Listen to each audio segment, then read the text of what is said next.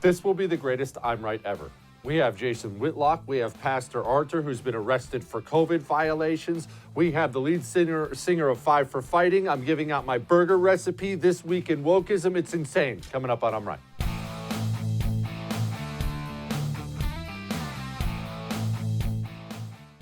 I can't remember a lot of the things that transpired 10 or 12 years ago, but I stand here in front of everybody apologizing. I know I'm not, I don't have an ounce of racism in me. I'm a guy that takes pride in leading people together, and I'll continue to do that for the rest of my life. And again, I apologize to D. Smith and anybody out there that I have offended, okay? There's Jon Gruden. He got the axe. Why did he get the axe? Well, there are people in this society you can insult and people you most definitely cannot. And the people you can't insult, one might even say those are the people in charge.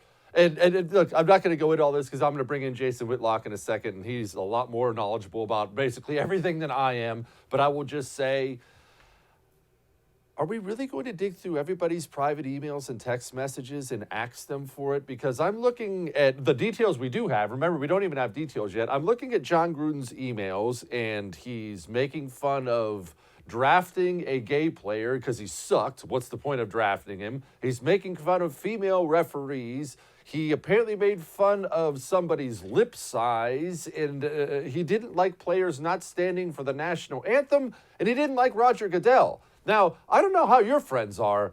That's basically how my friends talk. Everybody has emails or text messages of some kind like that. You don't have a meme in your past that you wouldn't want your employer to see? This is so stupid and outrageous. Joining me now, obviously everybody knows I'm a gigantic fan and have been for a long time, Jason Whitlock. He is the host of the Fearless podcast. Jason, this is all so dumb. It is all so dumb. And NFL players don't even care about this. We're getting rid of a long-time NFL coach. What is this madness? Jesse, off that long list of people that you rattled off that he offended, you left off two of the most important. He was critical of Saint Barack Obama, and Jon Gruden also said that he described President Joe Biden as a nervous, clueless P word. And I think a lot of people took offense of him saying that Joe Biden was nervous. I think everything else is accurate. But calling him nervous is probably a little out of bounds, unfair. But look, man, he wasn't on board with the leftist agenda that the NFL has completely swallowed.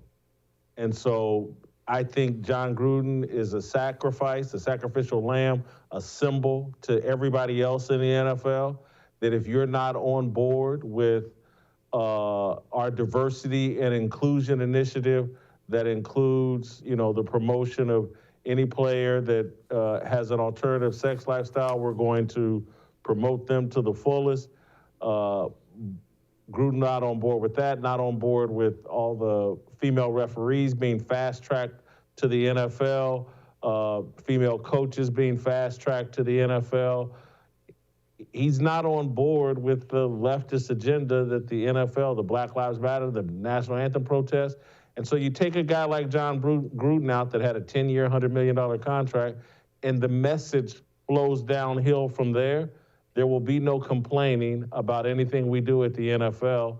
It's no different than what the Department of Justice is doing to parents about critical race theory. That's why they've criminalized going to school boards and complaining loudly. They're imposing their point of view on society, and they're doing that in the NFL. Jason, would you please explain to me how, let's focus on the NFL for a second, how we got here? Because, look, Jon Gruden's own players, multiple players have come out and said, I got no problem with Gruden. What's the problem here? I would venture to guess somewhere in the 90 percentile range of all NFL players have texts and emails that look exactly like that. That's how players really feel. Okay, so those are the players. Now we go to the fans. We're not talking about the clientele of Starbucks or Birkenstocks here. This is a clientele of the NFL. They all have emails and texts like that too. So the players don't actually feel this way, and the fans don't actually feel this way. And yet Jon Gruden is gone. Why? because corporations feel this way. And the NFL is in partnership with corporations, global corporations. Nike is the strongest influence in all of sports. It dominates the NBA. The NBA is actually the marketing arm of Nike. And Nike has turned the entire NBA, National Basketball Association, woke.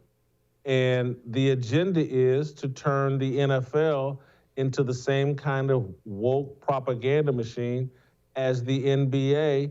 And this has been the long war that they're winning. Now everybody can see it. But Colin Kaepernick and the kneeling in 2016, that was just a Trojan horse to take over the NFL and install a woke narrative and agenda and point of view to the National Football League, which is the most powerful force in popular culture. The NFL is the #1 television show on 5 different TV networks.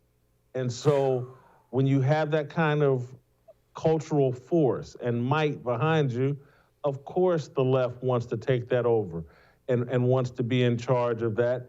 And they are in charge of it. Roger Goodell has swallowed the woke agenda whole. His #1 assistant, #2 guy, Troy Vincent, has swallowed it whole. And now they're imposing that point of view on the coaches and everybody else. If you want to make money in the NFL, you have to get on board with our agenda. All right, switching gears here really quickly.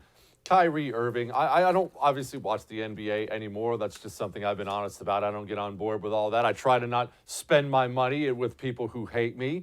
But I see Southwest Airlines pilots and Kyrie Irving potentially leading the charge against these vaccine mandates. And no, I didn't think it would come from Southwest pilots and Kyrie Irving. But Kyrie Irving just got axed from the Nets. He's suspended because he won't get the vaccine. He's not allowed back until he does get the vaccine. Obviously, somebody I have a lot of disagreements with, but I admire the courage, Jason. I think it's awesome. That's quite a paycheck to hand back because you want to stand for something. Same as I do Southwest. I didn't see these two entities leading the charge here, but apparently they're gonna. I think we're at a critical pivot point and moment here as it relates to Kyrie Irving.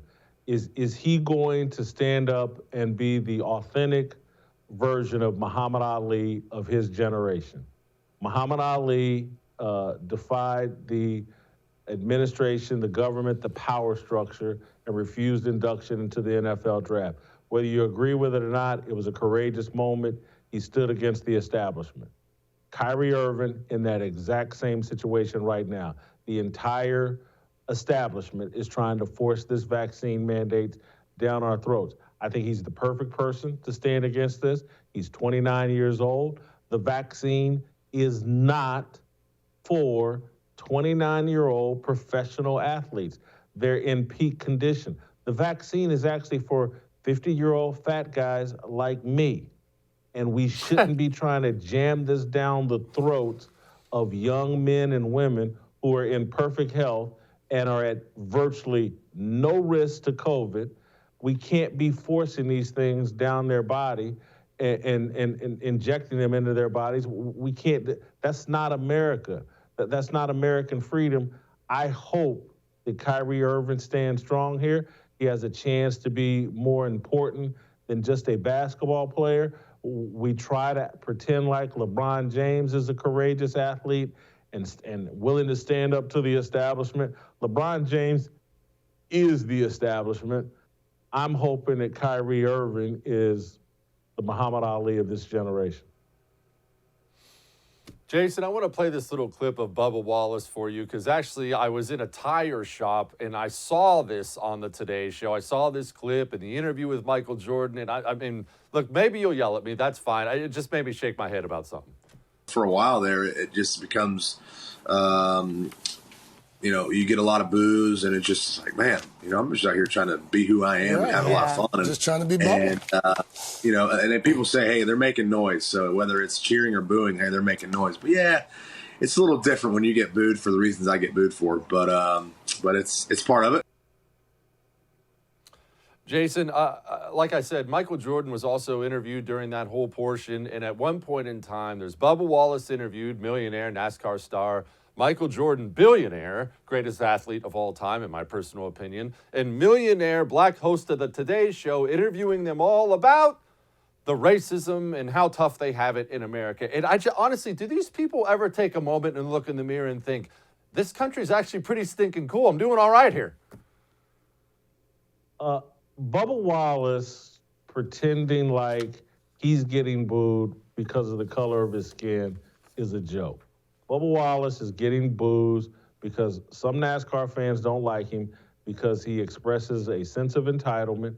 He allowed NASCAR and circumstance to paint NASCAR as a KKK rally every weekend because there was a noose or a knot on a garage door rope. People haven't let that go because they know that there was no hate crime. The FBI came in and investigated. There was no hate crime. Bubba Wallace tried to pretend, well, I got nothing to do with it. It was NASCAR that said it and blah, blah. But he let that narrative sink in and let the media run wild with it and that he's a victim. And it pissed off NASCAR fans and they don't like him. And they're not on board with the Black Lives Matter movement and all the slogans and stuff he put on his car and he's wearing on his mask. They're not on board with that, and they have a right to not be on board with that. It's a Marxist agenda. It's an anti-American agenda. They have a right to feel that, but they boo a lot of NASCAR drivers. And for Bubba to say, oh my God, I'm perfect. Everybody would like me if I wasn't black. Or to be quite honest with you, Jesse, if he wasn't half black, his dad is white, he's half black.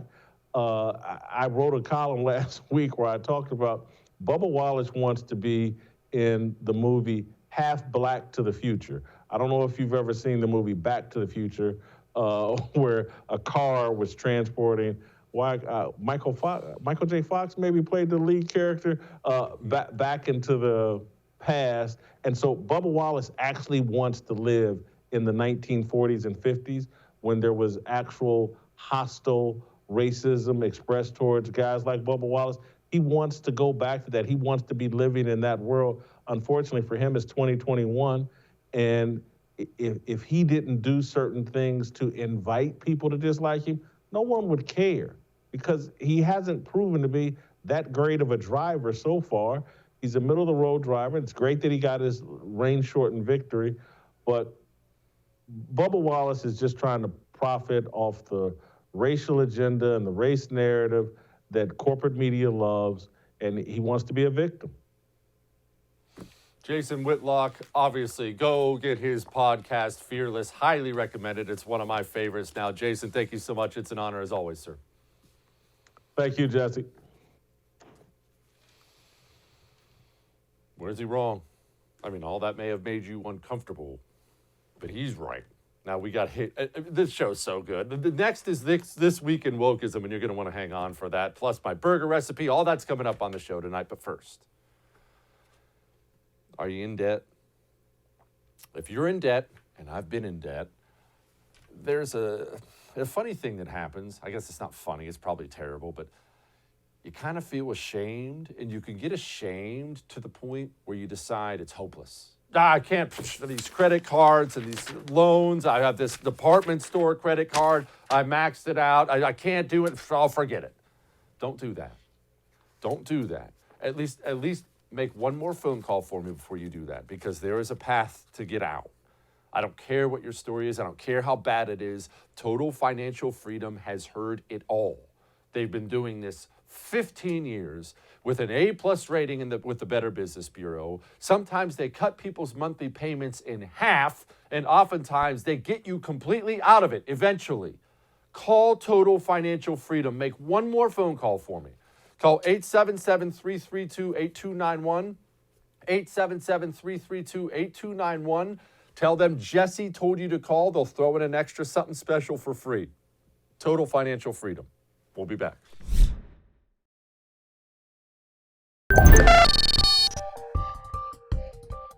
It's time for the segment everybody loves so much, This Week in Wokeism. Actually, I shouldn't say everybody loves it.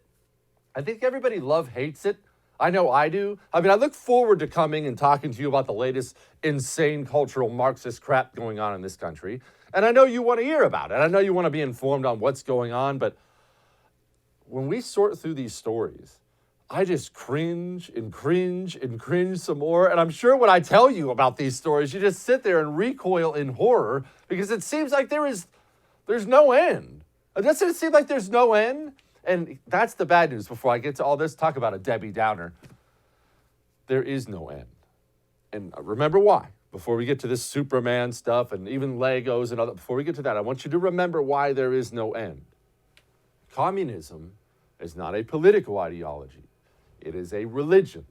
It is a religion of destruction and domination.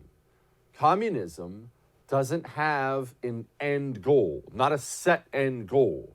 It only wants to destroy the next thing and destroy the next thing and destroy the next thing. Even if you were to give them everything right now, everything they ever wanted, here, communists, take it all. They would wake up tomorrow morning and continue to destroy. They destroy themselves. It never ends. That's why we must be bolder and tell them no and make them push and make them back away by making them feel pain. Let's find the things they love and attack the things they love. Let's pass laws they hate. Let's freeze out businesses they love. Let's do these things. Why? Look at this garbage. You can't even have Superman anymore. Superman, he's kissing a dude. This was, of course, announced yesterday. DC Comics, they've decided they've made a new Superman. He's the son of Clark Kent, and of course, he's kissing a frickin' dude. Now, I love that the guy came out and basically wrote the article for me. He basically gave my monologue on it. He said, quote, "The idea of replacing Clark Kent with another straight white male savior felt like what? A missed opportunity." It's like they wrote it for me. Who's been telling you this? Who's been telling you that's how these people think? Understand this. The communists, the cultural Marxists here in America. He doesn't look at the world the way you look at the world, or the way I look at the world. He has a very unhealthy, miserable outlook. He'll always be miserable, but he does make gains. Why? All he sees is what he hasn't been able to destroy yet. It would never occur to you to make Superman gay. I mean, it's for kids, and what are we talking about here? Him? It would never occur to him to miss an opportunity.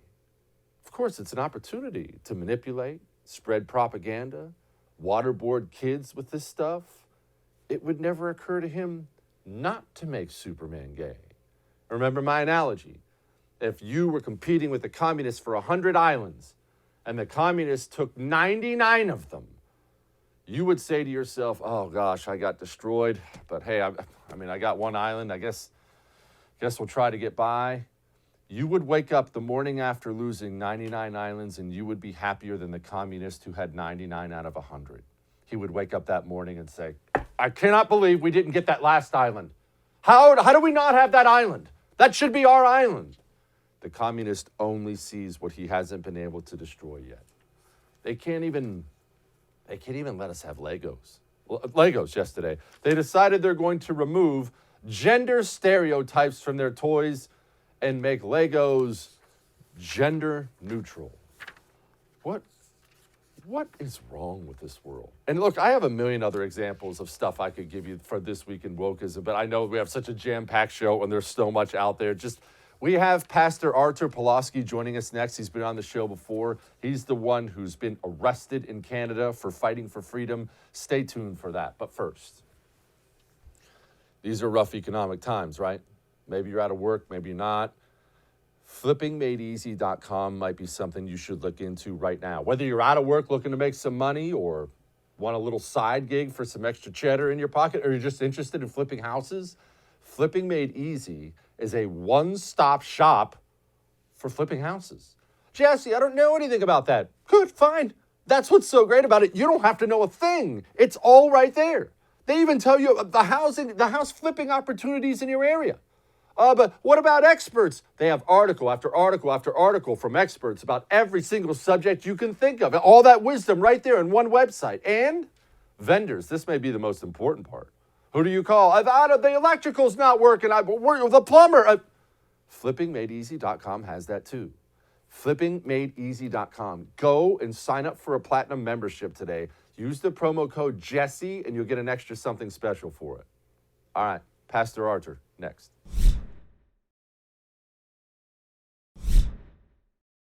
Your hands behind your back, away from your back. No, behind your back, away. No, stand up. Stand up. Stand up. Stand up. Sure. Stand up. All right. Hands behind your back.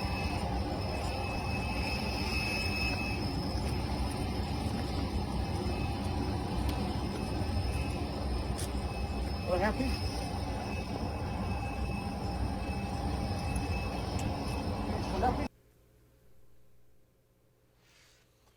Joining me now is Pastor Artur Pawlowski. He has been on the show before. What you just saw right there was a video of a pastor being placed in handcuffs on the airport tarmac for what?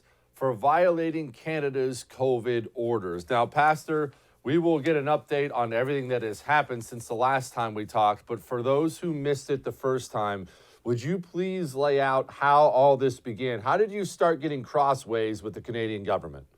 Oh, well, that started in 2005, believe it or not, when the Canadian government came to our church announcing that giving free goods and services is actually against the law, believe it or not. If you don't have special permission from the mayor's office, you're not allowed to feed the poor. You're not allowed to distribute the Bibles. You're not allowed to congregate in public. I mean, total insanity. I started to fight with them and those illegal bylaws because we have something similar to what you have in the United States of America. The Constitution, we have Charter of Rights and Freedoms where it says, whereas Canada acknowledges the supremacy of God and the rule of law in the preamble. So we have a criminal code, we have Charter of Rights and Freedoms, human rights, and of course, under those laws, we are allowed to do what we have been doing. So I started to defy their tickets, their orders, and I became the first Canadian citizen to be arrested just a year later, 2006, for publicly, listen to this, reading the Bible. So I was caught in the act, if you will, and I was arrested, handcuffed by 7 police officers, and I faced a year prison for that crime. Fast forward, 10 years later, I won my trials, over 100 court cases, dozen arrests. They left me be to feed the poor, and that's what I do. Number of times a week, we feed the poor, we feed the mentally ill, we feed thousands of people on the streets of Calgary. That's what we do. We started over 40 ministries, just like this one, streetchurch.ca. If you want to see what we're doing all over the world, different continents. And 2020, March, the government found a new way to destroy us. And I received a letter from the City Hall telling me that I am not allowed anymore to feed the poor because we're in the middle of the greatest pandemic ever. Well, I argued with them. I said, okay, pandemia or not, those people need to eat. If I'm not going to give them the necessities of life, they're going to whack your father's head, your mother's, your grandma's. They'll bring into your cars, into your garages, into your homes. So, this way or that way, those people will get the necessities of life. Of course, the government disagreed with me, and I became the first Canadian citizen, a pastor, to get a COVID ticket. Since then, I got over 30 of them. Fast forward, we have been harassed, intimidated on a regular basis until December of 2020, when the government went on television and said that they are canceling Christmas. Just a month before, it was okay to have Halloween, and the kids were told to have a safe Halloween, but now it's Christmas, and they said they're canceling it. And if you dare to have your parents for dinner, if you dare to have extra people for a coffee, then they're going to send the police, and you're going to be arrested. So I went on television, and I said, listen, to me, you unessential services, we do not want you, you're useless, we will be better off without you. And I invited people to come to the biggest Christmas celebration in the country. So thousands of people showed up. We had AAA steaks, we had gifts for the homeless, we had Christmas carolers, and we also had over 20 police officers on bicycles, over 100 officers on foot, anti-terrorist, chief of police, and I end up with 15 more tickets. So imagine 52 police cars, over 100 officers, 20 cops on bicycles, chief of police, videotaping us, anti-terrorists in a peaceful assembly. And the politicians, just before they closed us as prisoners in our own homes, they went vacationing to Florida, Hawaii, Europe, Barbados, you name it, after, of course, giving themselves a hefty paycheck. So we know that this has nothing to do with health. This is not about keeping people safe. This is about a totalitarian, globalistic takeover. Then they started to show up at our church. First, they blocked our driveway. Then they started to take pictures with the telescopic cameras of our children, our women. And then, of course, the famous video when they entered our church building without a warrant, trespassing, breaking 3 criminal codes under the Criminal Code of Canada. And I said what I said, kicking them out. I told them, get out. And of course, that has become a slogan around the world right now. That's how you deal with the totalitarian Nazis, the Gestapo, the KGB of today. You just simply tell them no and get out. Of course, they came back with a vengeance. They have found the corrupted judges. One of them, David Gates, I am sure he's probably related to your devil, Gates, that is doing this to us with the jobs and the whole 9 yards. Well, David Gates may be related to Bill Gates. He has given them enormous powers to come into the church anytime they want, any day of the week, with whomever they want to come in. So they showed up with anti-terrorists, and we kicked them again. Then we kicked them again. They came back with another crooked order from another crooked judge, Judge Rook, and he gave them even more power. Now anyone can be arrested just for simply not wearing a muzzle. A kid, a woman, a man, not just a clergyman.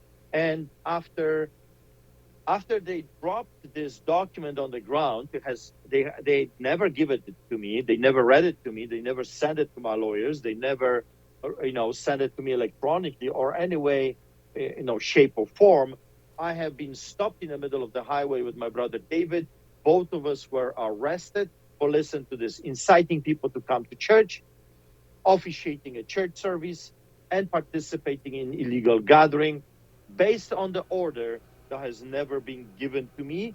I and my brother David, we have been found guilty on contempt ×2, contempt of court order, and potentially tomorrow, October 13th, the judge can send us up to 4 years prison term for just simply being Christians. And that's what I was doing in the United States. I went there to travel around your beautiful country and to warn you, whatever is happening to us, be very careful, because they're going to do it to you as well. If you're not vigilant, if you will not rise up, stand up, look what they have been doing to me. You're next, unless you will rise up and stand up. And I think Americans are rising up. I have seen tens of thousands of patriotic, amazing people that are willing to fight the tyranny, people that are courageous. I mean, I've never met more courageous people than Americans during those 4 months. And of course, as you know, when we called the authorities after 4 months of being in the States, when I had an opportunity to meet with the most powerful people on earth, actually, at the meetings, multiple, with General Flynn and Mike Lindell and all kinds of patriots, left and right, and fascinating, amazing people, congressmen, senators, governor even. I met with the Trump's family, Eric Trump. We were speaking from the same podium at one of the conferences in Tennessee. So incredible time. We called before I was arriving into Calgary, we called the authorities asking if there's anything pending, if there are any warrants from arrest. We were assured that nothing is happening, no warrants. And of course, when I arrived, we landed in Calgary. Our plane was diverted to a totally different place where I was handcuffed, arrested, and 2 criminal charges were placed on me. One for not wearing a muzzle and another one for officiating a church service in June, just before I went to the United States. So I'm facing another trial, this time criminal. And tomorrow, October 13th, I am facing potentially If the judge wants to throw a whole book at me, 4 years, and my brother David too. That's the insanity Pastor, that we're living right now. Pastor, by the way, everybody, streetchurch.ca, that is the website. We will keep you in your prayers. Everybody, keep the pastor in your prayers for tomorrow. Pastor, thank you so much for your courage, sir. The world needs more Christians just like you. Thank you, sir. Thank you very much. God bless you. God bless. That's how it's done right there. All right. Now, I know these are stressful times. And if you're a smoker or a dipper, probably asking a lot to say quit during this time, right? And I'm not telling you, lecture your family, your friends, you got to quit. That does not work. Hear me out. It does not work. But there is a way to quit. There is. A way that's not miserable. It's Jake's Mint Chew. Jake's Mint Chew is miraculous, in my opinion, because it's tobacco-free, it's nicotine-free, it's even sugar-free, and yet it allows that dipper to put in a dip. It allows that smoker to put in one of the CBD pouches, takes that edge off. Go to jakesmintchew.com right now. Use the promo code Jesse. jakesmintchew.com with the promo code Jesse gets you 10% off. Get some. It works. Get some for yourself or that relative. jakesmintchew.com, promo code Jesse. We will be right back with a special guest, the singer of Five for Fighting, Jon Ondrasik. Hang on.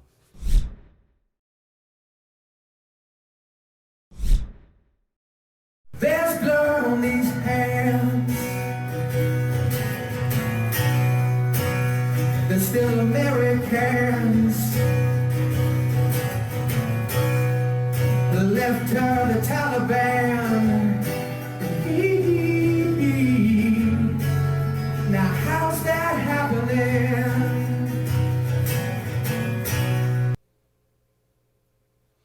Man, I'm sorry. That must be something wrong with my ears. I thought I just saw a megastar musician actually playing something that insults the regime. Who would have guts like that? Joining me now, this is actually a special privilege for me, Jon Ondrasik of Five for Fighting. I say this is a special privilege for me. I messaged Jon earlier this week and let him know. At one point in time, I was a young, dumb Marine in Iraq, and we used to play Five for Fighting songs to relax ourselves at the end of every single day. We were huge fans of his, of the band, and I actually get to have him on my show now, and it's freaking cool. Jon, let's talk about me before we get to you. I can't tell you how much I appreciate you, man. That was, it meant something to us, I'll tell you that much. Music is powerful, and it was helpful for us, for sure. Well, Jesse, first, thank you for your service. And when we were chatting, it brought me back to those days. And I have no military in my family, but those initial emails I got from many of your brothers and sisters in arms talking about just that, how they use music in so many ways. You know, you may use it to relax, some may use it to pump themselves up, some may use it to escape. It was so meaningful to me and really got me started on my kind of work for the troops in the USO. So thank you for everything you did, and I'm so glad the songs helped a little bit.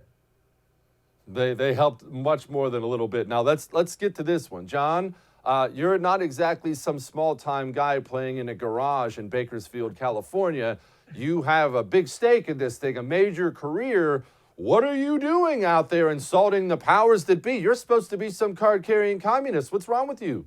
You know, Jesse, there used to be a time where protest songs were beloved by the Rolling Stones of the world, and speaking to power mattered. You know, there was a folk singer in Afghanistan, Fawad Ondrasik, who was dragged from his house and shot and killed. And you would think that guy would be on the cover of Rolling Stone, and they would be supporting all the artists trying to escape. But unfortunately, in this world we live in, there seems to be something upside down. And I just write what I feel. And Jesse, this to me is a moral message. It's not a political one. And I've said this before, but if Donald Trump put us in this situation, the song would remain the same, only the names would change. And it's really disappointing, not surprising, that the media and particularly the music industry has basically abandoned their compassion and beloved songwriting for oppression of others, particularly people of color. And so I just write what I feel. What's happened in Afghanistan is a national shame. It's a debacle. And thanks to folks like you keeping it on the front foot. But we're all in this together, and it is a moral message about the American promise and accountability. And we've broken the American promise, and we've seen no accountability to date. And I'm going to keep screaming this song till we see some of that. We are, again, I want everybody to make sure you go download it. The song is called Blood on My Hands, and he names names. He names names, and I'm so glad you do, John. I don't want to get sappy about it because I'm not a sensitive or good person at all. But I can't wrap my mind around a couple things. We got 13 of our brave warriors killed. That's a direct response to Joe Biden's actions over there. And then in response to that, we drone striked 10 people, and 7 of those people were children. And I've seen the pictures of those kids. And I mean, I'm talking adorable little kids, man. And I cannot believe not a single person has been arrested over that, let alone resigned or been fired. Someone should be currently awaiting a court-martial at the bare minimum over that. Yes, and this is our extraordinary success, which scares me more than anything because it's Orwellian narrative. What happens? We're already seeing what's happening in Taiwan right now with China. And you're right. And I'm more upset with Millie and Austin because you know what? I expect presidents to do stupid things.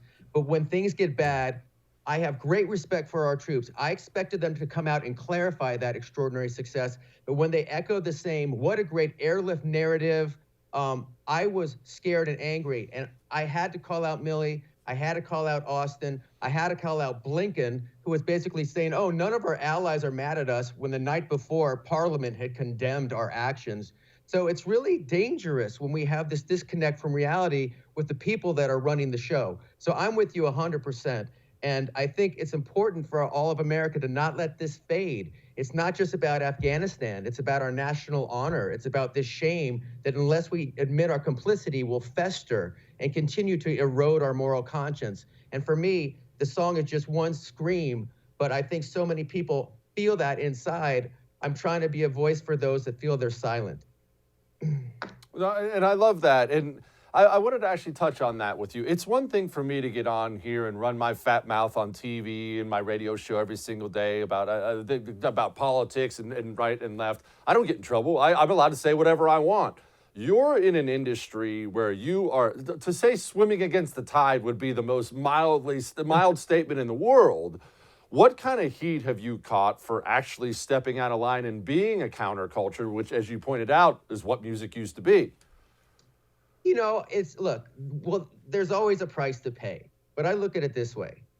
We have fellow vets, your brothers and sisters right now, who have drained their bank accounts. They have quit their jobs. They're down in Afghanistan, risking their lives to rescue Afghan allies that maybe saved their lives.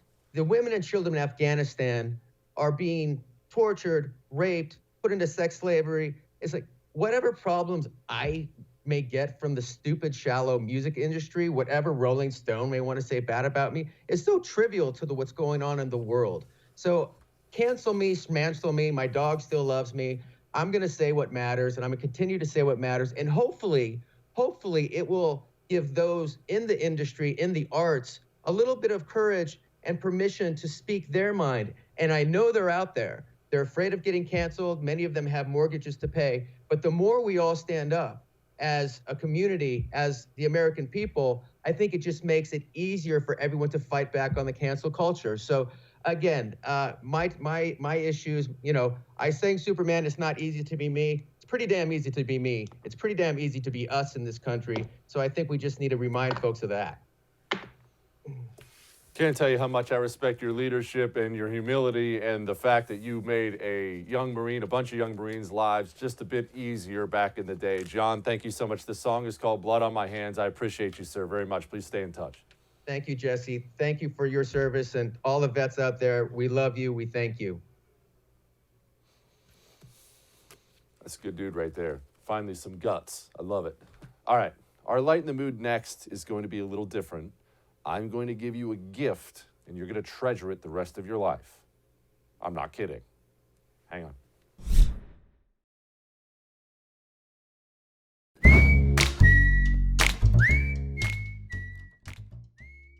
You're going to have to bear with me here because this Lighten the Mood may be a touch longer than it usually is. Why? because I'm about to hand you a gift you will treasure for the rest of your life. Now, there was a couple named Alan and Karen. They went to a restaurant and they gave specific instructions about how they wanted the burger made, all the ingredients in separate containers and all this weirdo garbage, right? Set that aside. Forget about Alan and Karen for a moment. Step into my world. I am a man of very few skills. I admit this. I'm not a highly skilled individual. I do a few things very well.